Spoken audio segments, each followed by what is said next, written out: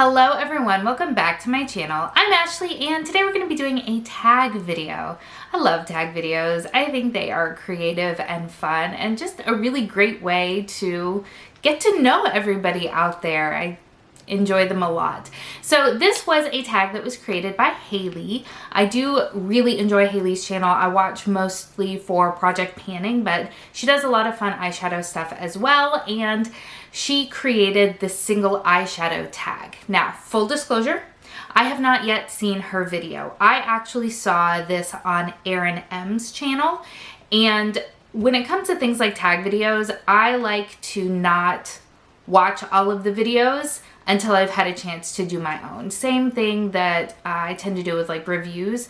I want to make sure that when I'm answering these questions, that it's just me answering it and I'm not being swayed by other people. I hope that makes sense. I don't know, I'm just quirky like that, I suppose. If you like quirky things and you are new to my channel, welcome. You are in an awesome place for weird. I hope that you will consider subscribing before you leave, but let's go ahead and jump into this tag. Now, as I said, this was created by Kailee. I will make sure to link her in the description box below, as well as Erynn M. Erynn is a fantastic panner as well. She's the one that came up with the idea for the Panning Solitaire, which is the Pantastic Ladies 2020 Pan That Palette project. So fun channels. Hopefully I'm introducing you to somebody new or reminding you of old friends that you may not have seen for a minute. So there are 12 questions that I have gone ahead and written down here. So if I'm looking around, that's why. I'm trying really hard to train myself not to look at the viewfinder. In fact, I have it covered up right now, so fingers crossed I stay in frame and in focus. Anyway, so let's go ahead and jump in. The first question is in relation to numbers. So the first question is, how many singles / depotted shadows do you own?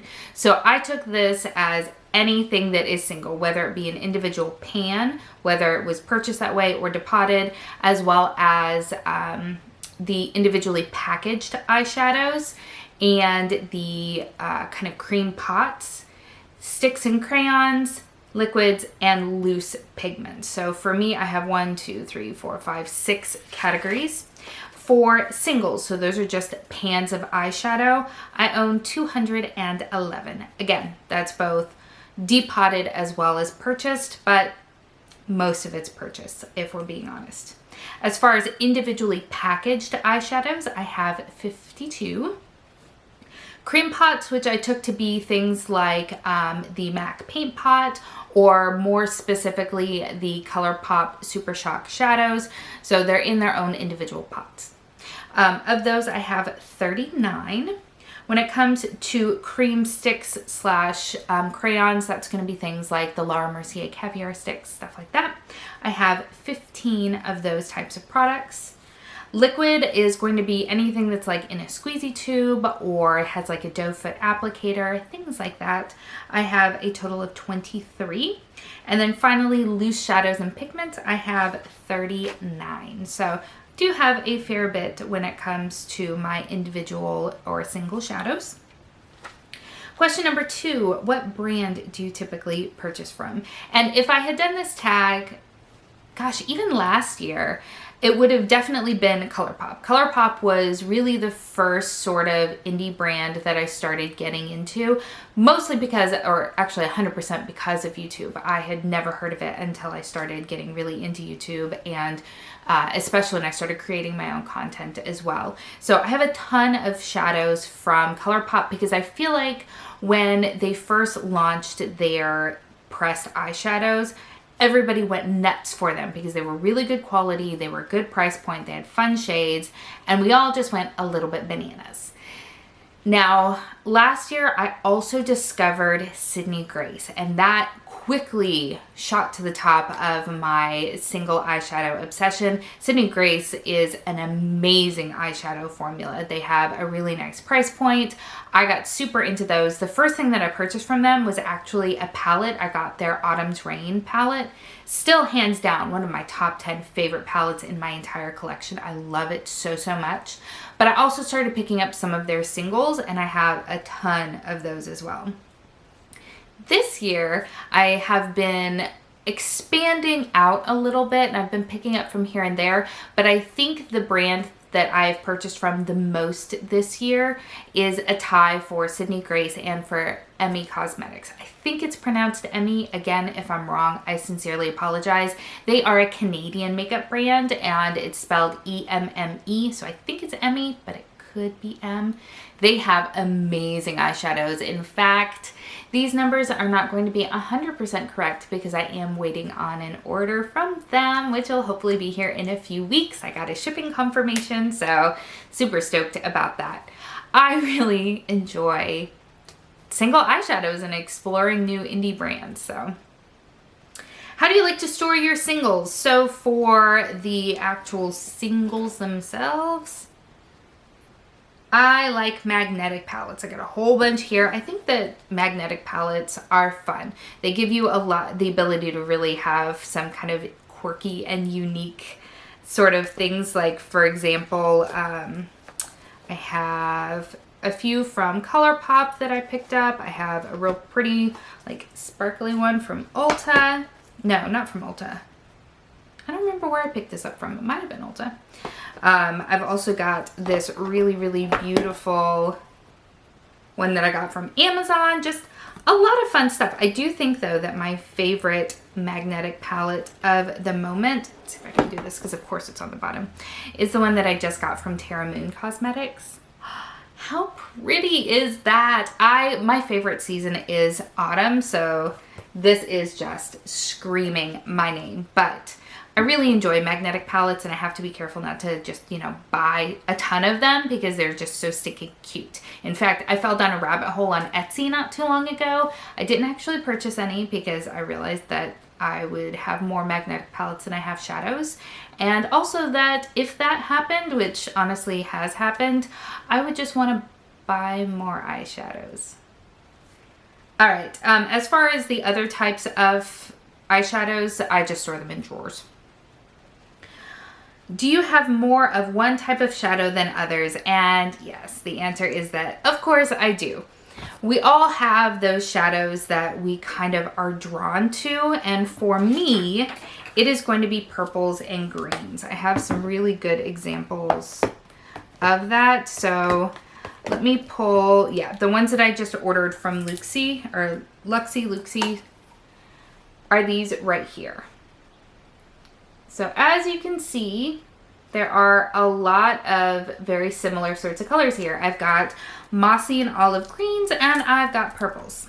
So fun story about this particular purchase. I had never tried Luxie Beauty before, and I happened to have an extra glass of wine. I don't typically drink because I have A, babies, but B, I'm also nursing, so I just don't really get a lot of opportunity to drink. But it was a night when everybody went to bed super early, and I actually had a quiet house to myself. So I poured a glass of wine and turned on a YouTube video, and I saw Bailey, and I'll link her in the description box below because she's a lot of fun too. But her video title was something along the lines of like $3 multi-chromes, and I was like, ooh, I'm listening, I'm intrigued. So I clicked on the video, and Luxie Beauty was having a sale where all of their eyeshadows were $3.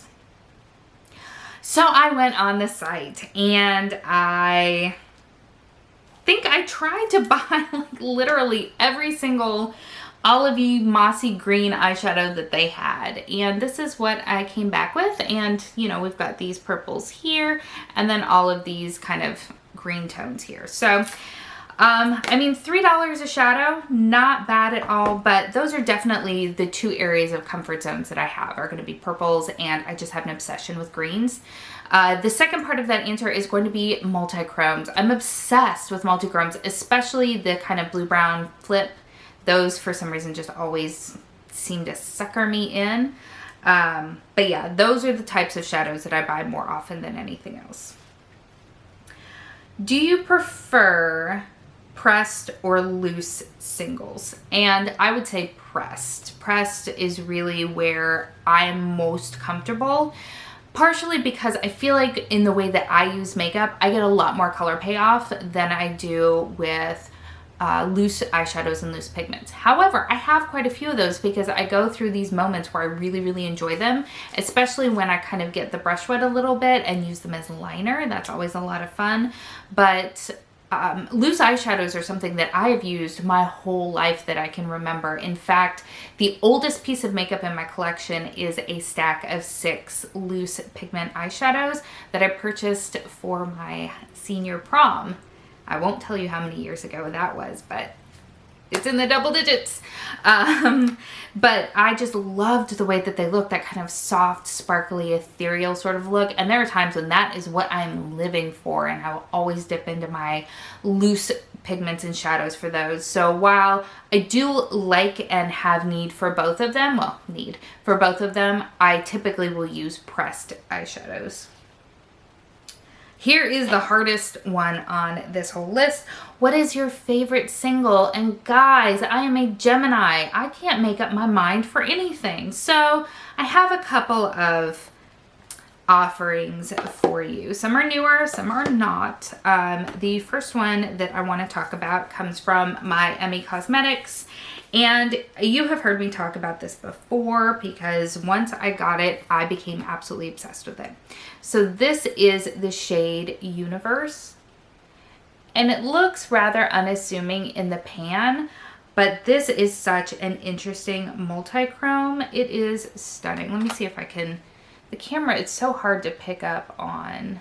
There we go. So it's got kind of a purple teal flip to it, and it is flippin' gorgeous. Like every time I wear this, let me see if I can get it to, you can kind of see it there. Yeah, there's a little bit of it, but it is just stunning. And every time I wear it, I stop and look in the mirror every single time I pass one because I'm that kind of narcissist. It's just beautiful.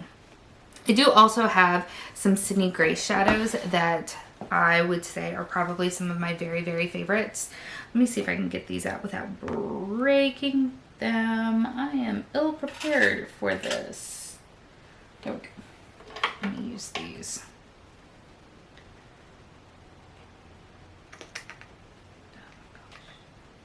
Oops, still managed to get a fingernail on something. So this is by Sydney Grace. It's called Under the Sea. And again, it looks rather unassuming in the pan, but this is what it looks like. It's really, really quite pretty. And especially if you're in the mood for kind of a green shade. But it's more complex than that because it's got this really nice sort of silvery gold aspect to it. It's really, really pretty, and one that you wouldn't necessarily think of immediately as far as, ooh, that's like a favorite shade. And then I feel like there was another one in here. That's the problem with having so many, is that you kind of forget about them. Oh, there it is. Okay, let me see if I can get it out.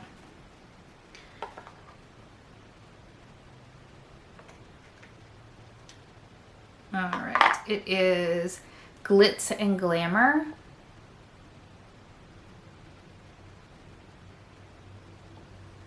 Let me give you a swatch of it as well.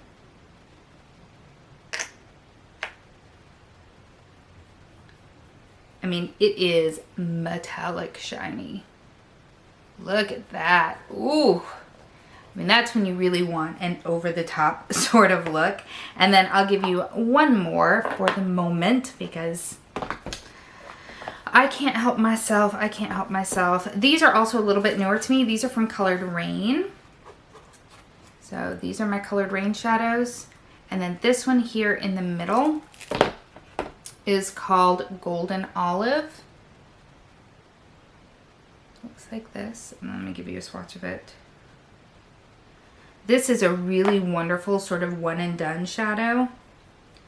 And it's this lovely warm brown, but it's got so much complexity. This is a fantastic one and done sort of shadow. Blend it all over the eye and it's gonna give this wonderful sort of multi-dimensional quality to it. And I just love it. I think it's absolutely stunning. Absolutely stunning. Do I have a least favorite single? And yes, of course I do, because everybody does. I did not actually pick out a lot of these shadows. With Sydney Grace, I love to take advantage of their Christmas in July sale, and they have a ton of gifts with purchase where they just send you a whole bunch of stuff, and I appreciate that for a couple of different reasons. First of all, we already discussed the fact that I tend to gravitate to very specific colors and color families. So when they just send me stuff, I discover things that I wouldn't have picked up ordinarily. But additionally, that's where almost all of these mattes came from. I never buy matte, or almost never buy mattes. I have to really make a point of it because, to be honest, I just find the metallic and sparkly shades and things like that just far more interesting, and so that's what I buy. Also, because I have a huge eyeshadow collection in general, I've got a ton of palettes, I know that I can always dip into those to find your standard mattes. But this is one of the shades that was sent to me in one of those gift with purchase packs, and it's just a matte black shadow, which I don't use matte black shadows. I don't like it on my personal skin tone. I'm also not talented enough or experienced enough when it comes to makeup to utilize it in a way that doesn't just make me look awful. So when it comes to my least favorite shade, that would be Tuxedo by Sydney Grace, because it's a matte black.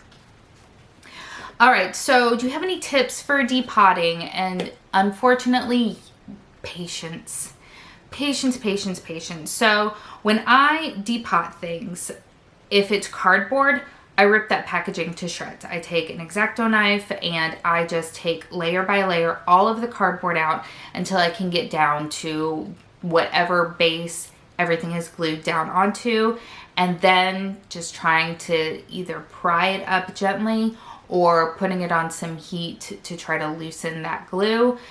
But if you try to rush it, either A, you'll injure yourself, which I've done because, again, X-Acto knife, or you will shatter the shadow, and that's always just so messy, but frustrating and heartbreaking when you're trying to get it out so that you can use it, and then it's just a disaster. So try really hard to be patient. Every different company and honestly, even within company to company and palette to palette, they use different like strengths of glue, different ages of glue, things like that. And so some will pop out super easy, and some, oh my gosh, are seemingly impossible. But just take your time and be very, very gentle with them. When it comes to trying to loosen the glue, I use a flat iron. I do. I know it's dangerous, and honestly, with the really thin flat iron that I have, it's really kind of difficult, especially if it's a larger palette. I'm looking at you, Morphe. But just have patience. Just have patience. You'll get it, and be safe.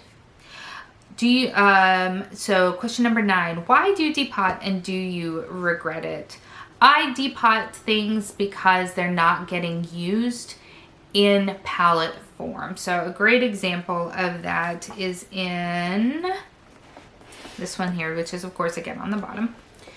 That is how I roll. This Ofra palette. So this has a variety of depotted items. So this is from my Alamar Cosmetics palette. These are from an Ulta palette. These are from Ace Beauté, I believe. And I just wasn't pulling for these palettes. And once I depotted them and put them in, it broke up the mental color story that I saw when I opened those palettes that weren't as inspiring to me as they are when they're mixed in with other things. Now, with that being said, right now, the way that I have my singles organized is by brand, and that is because that's how they just, when they came in, I just put them all together so that I could play with them and use them, especially since I like to review makeup. So I've got the Eye on Indie series where I purchase from an indie brand and then review them here on my channel. I don't know that long term that makes a ton of sense. I think that I really should reorganize the ones that I'm not reviewing anymore into more color story oriented palettes, because I am also seeing how much duplication I have, and that Luxie order is a great example where Do I really need all of those slightly different toned eyeshadows? No, of course I don't. I was ridiculous when I purchased them, but now that they're here, when I make purchases in the future, I want to make sure that I'm filling in the areas of my collection that have holes in them, I guess is the point I'm trying to make. But do I regret it? No, not even a little bit. The only time that I'm not going to depot something is if I have some sort of attachment to the palette itself. I really like the artwork, or it's part of like a set or something like that.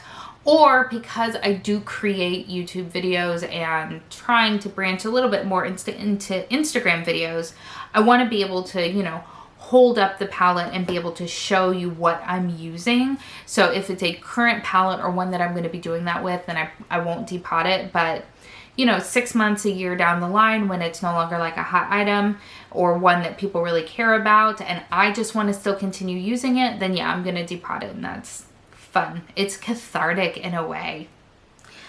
Okay, any tips for not neglecting singles? I'm the wrong person to ask. Because I have so much makeup, everything by default gets neglected at some point in time. But I do think that even if you are someone who doesn't make videos and stuff like that, doing a, you know, sort of shop my stash sort of thing every month or every couple of weeks or whatever your preferred time frame is, so that you're not falling into the trap that I fall into where it's sitting on my desk, I can see it, therefore I'm pulling for it, because that whole out of sight, out of mind is really very strong. So I would say just make sure that you are setting time aside at whatever interval makes sense for you, and just sort of shifting everything around, and make sure that your singles are someplace that you're going to see them to want to be able to pull them in. I hope that makes sense. Question 11, if you had to choose between singles slash depotted shadows versus palettes, which would you choose? And God, I don't know. Oh, I mean, I love my singles. I love my singles because I find that singles are a great way to bring in really and truly unique shadows. One of the things that having a large palette collection will show you is just how much duplication there is. Because when companies are creating palettes, they're doing it for, I don't know, I guess more mainstream sort of consumers, where you have 1 or 2 or 3 eyeshadow palettes, and therefore you need your standard transition shades and blending shades and, you know, to create a full look, and then some pops of interesting shades to round everything out. And that makes sense. But when you have, you know, 200 palettes, you have a lot of that same or very similar transition shade, of that same or very similar deepening shade, things like that, inner corner highlights. It tends to be very, very repetitive. So when it comes to my singles, and that's why I don't have a lot of matte singles, because I'm looking for the things that are unique and just purchasing here and there. So for that reason, I absolutely love my singles, but I love my palettes as well because they are very easy to use. They do have really beautiful color stories to them. They have amazing formulas in some cases. So I can't choose between the two. Again, Gemini, I'm just going to choose whatever makes sense for me in that moment. And then the final question, why do you purchase singles? I think I just answered that question, because it's a chance for me to really find those gems, those really unique aspects, rather than spending my money on an entire palette that I don't need. A perfect example is one that I talked about recently, and that is the new Natasha Denona Tri-Chrome palette, I think is what it's called. Those 3 multi-chrome shadows would be something that is a unique aspect. However, all of the rest of the eyeshadows in there, I probably have, if not that exact shade, something so comparable that it's going to look the same on the eye. I personally could not spend $129 for what would equate to 3 eyeshadows. But it's not sold individually, unless you do the cream shadows, but that's an entirely different topic. I'm just making an example here. But when you're buying singles, you can pick up those couple of singles for $6, $10, $12, $20. 20 is high in my opinion, but and have those to really have that unique pop of something in your collection. And that's one of the things that I just love about being able to purchase from Singles. And I've also talked about before, one of the things that I absolutely love about indie brands is they are constantly pushing the envelope. They're coming out with new and innovative things in makeup, and being able to purchase those to add to my collection is very exciting. So there you have it, probably a very rambly single eyeshadow tag. Again, if you have enjoyed this video and you want to see more from me, please don't forget to hit that subscribe button and ring that bell so that you know when I upload. And also please make sure that you check out Erynn's channel and Haley's channel. And if you search the hashtag that is in the description box below as well, then you can find everybody who has done this tag. And finally, if you want to do this tag, please do it and tag me in it so that I can go check out your video or your YouTube or whatever sort of platform you want to put it on, because I am really curious to see what everybody says. Thank you so much for spending some time with me today. I hope that you are having an amazing day, and I will see you next time. Bye.